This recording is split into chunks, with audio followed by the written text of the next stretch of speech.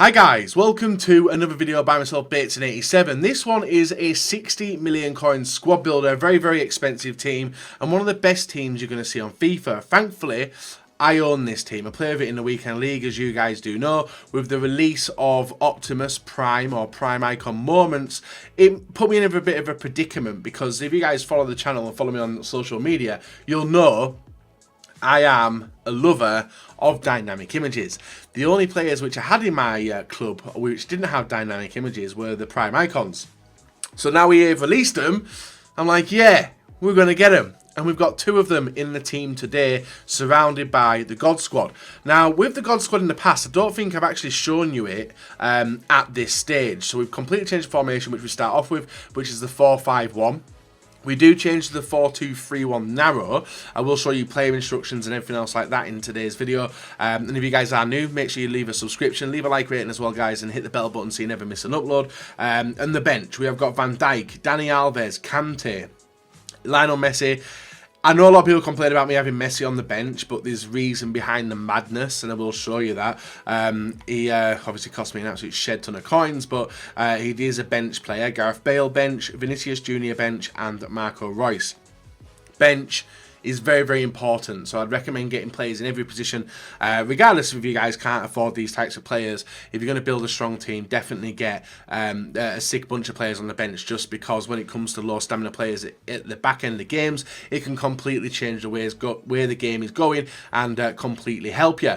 So in the goalkeeper position, guys, we have David De Gea. Starts off as our goalkeeper. Team of the year, De Gea. No chem boost on him. That's the reason, because he's already maxed out. And a special thing about David De Gea is 417 appearances and 84 goals. I will show you in the highlights as to how he gets them goals. And if you guys have been in the stream watching me playing Foot Champions, you'll already know how that is achieved. In the centre-back position, on the left-hand side, we have Sergio Ramos, the Spanish beast. 85 pace, 80 shooting, 89 passing, 89 dribbling, 98 defending, and 96 physical. I was also tempted to go over 3 centre-back at the back, but for now I'm going to stick with it like this. So Sergio Ramos there, 85 pace, and Varane next to him, and 90 pace. Getting that strong link, and David De Gea getting to a maximum of 8 chemistry. But if you look, guys, even though he's not on full chemistry, he's already got the absolutely insane stats anyway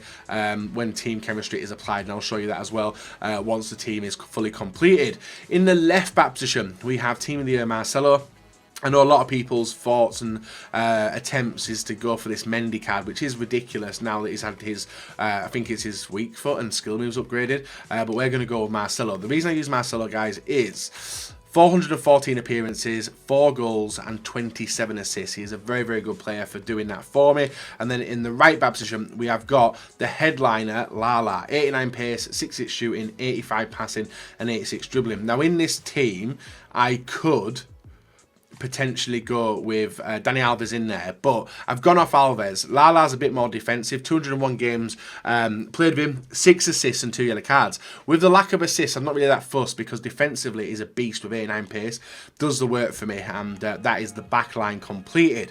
So with us switching to a 4-2-3-1, one of the cams is going to be one of the CDMs, and same with the centre midfielder, who is obviously going to be a Real Madrid player, 99 rated Luka Modric. He's a box-to-box midfielder, 415 appearances, 53 goals, and 75 assists, 4-star skills, 4-star weak foot, and his stats are absolutely amazing all the way around the shop, and that's one of the reasons why he makes it into the team as the left-hand sided CDM in the team.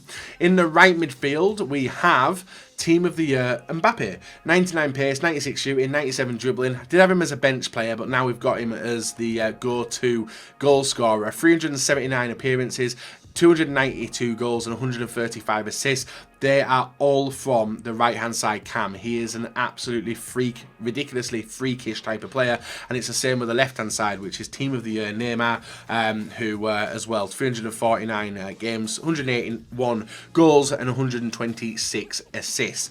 5-star skills, 5-star weak foot, high medium work rates. So the rest of the team And the way we're going to use it to link in the, well, I'm going to show you the team of the year, Ronaldo, is one of the reasons why Messi isn't a starter is because of the fact that, obviously, to get Ronaldo in the team, who is a cheat code of a player, guys, 416 appearances, 497 goals and 259 assists, 7.7 mil paid for him. I don't even know how much he is now, but he is hands down the best player on the game by a country mile, and he should be for a 99 rated anyway.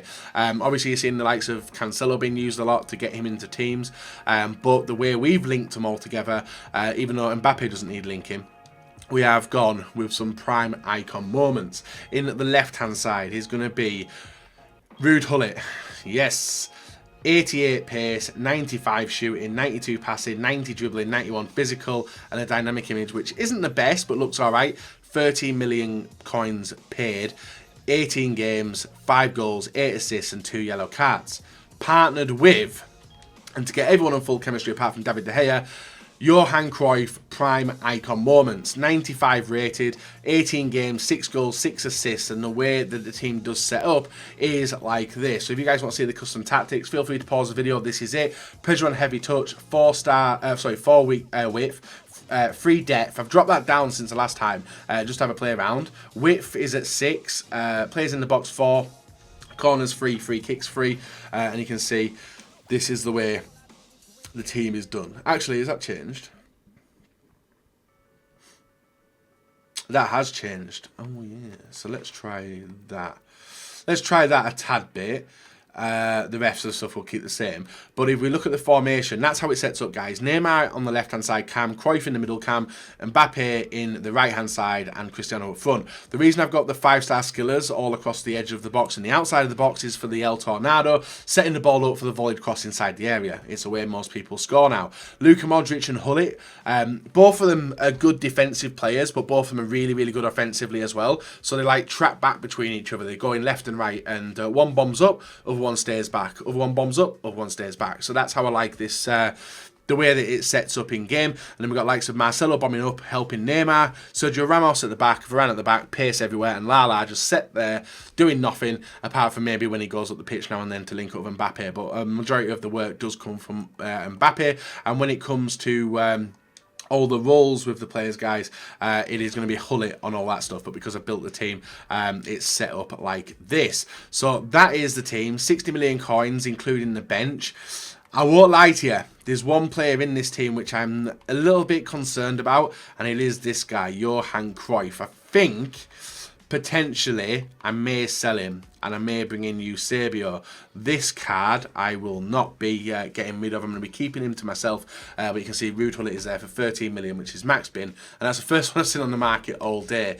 But I think Johan will be leaving and Eusebio will be coming into the team as a direct replacement for him. So guys, if you have enjoyed the video up until now, feel free to leave a like rating, subscribe if you're not subscribed already, and let me know who you would want as prime icon moments in your team, and whether, I don't know, this team is one of the best, guys. But a lot of people say that I only win because of the team. I only get 30 out of 30 because of the team. They're not wrong, but it doesn't stop me beating them types of guys. So a majority of you may have already seen the team in full force when it comes to champs. Obviously I stream it on twitch.tv/Bateson87. If you guys want to check it out, there's a link down below. But these games are actually playing against some of you guys, some of my subscribers, some of my followers on Twitter, trying to get the weekly objectives. So I thought I'd have a play around with the team, see how it goes down, and see potentially how good some of you guys are. Now obviously the way I play, I mean Division 1 I usually get rank 1. Reason behind that is obviously I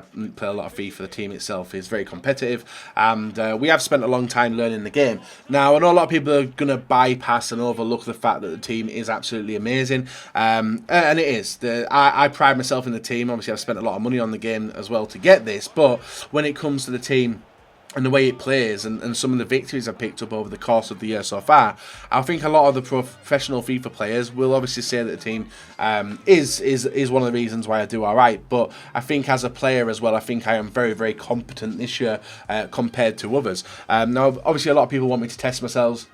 Test myself and play with a lower team, but one of the reasons why I like playing with this team, guys, it is a super juice stacked team. Some of the stuff the players do is just absolutely ridiculous, and I have my fun that way.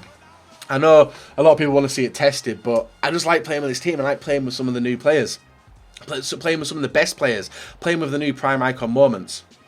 And obviously it's called Ultimate Team, and this, in my opinion, is the Ultimate Team. I don't think you can imagine a lot of people getting a better team than this, maybe a full stacked prime icon team, but surrounded by some absolutely ridiculous team of the years as well. So I thoroughly enjoyed it, and I think some of the goals we scored in these games against the people we played are absolutely amazing as well. Now, I don't think this team will change that much going forward now. I think maybe the only player that I'd maybe potentially bring into the team itself is going to be... I don't know. I'm looking at it now thinking who... I think Eusebio... I think Johan Cruyff. I don't know if I get on with him that well. If you guys watched me in the weekend league, I did switch up the team halfway through. I played like 13 games with Cruyff, and he just wasn't clicking for me like R9 was. And he wasn't how Eusebio was back in the day. Now, this is a pretty good goal. Do not get me wrong. But I definitely think Eusebio is a little bit better. The only difference between Eusebio and Cruyff is the fact of the 5-star skills, which Cruyff does have. So I need to reassess the situation and figure out what I'm going to do there. Let me know what you guys would go for. Would you rather go with Eusebio at cam, or would you rather go with Cruyff as well? I want to get you guys' thoughts on it, and especially if you guys have played with Eusebio and know what he's like, and even played with Cruyff as well. I want to get your thoughts and opinions on it. The stats of Cruyff are absolutely nuts, but I think it's a very expensive player at 8 million for what you're getting, and I'm sat here now contemplating selling him for 8 million coins. I know I'm going to take a 400k loss on tax and stuff, but I just don't think he suits the way that I play, which is unfortunate as well, because Cruyff was one of the icons that I look forward to. I just don't think the way FIFA suits, the way FIFA is now, I just don't think he's that type of player for me, which can do the work, and I think Eusebio definitely would. Now, what we are going to lose with Cruyff is the fact that he can do El Tornado crossing and stuff, and setting himself up for the El Tornado goals, but it's not just the El Tornado, which is the way forward.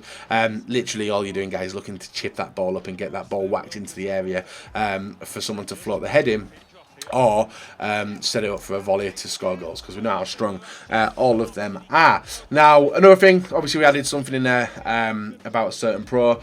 I'm not saying I'm better than that pro. I don't think I'm better than the majority of pros, but I definitely am at the level this year where I can compete with pros.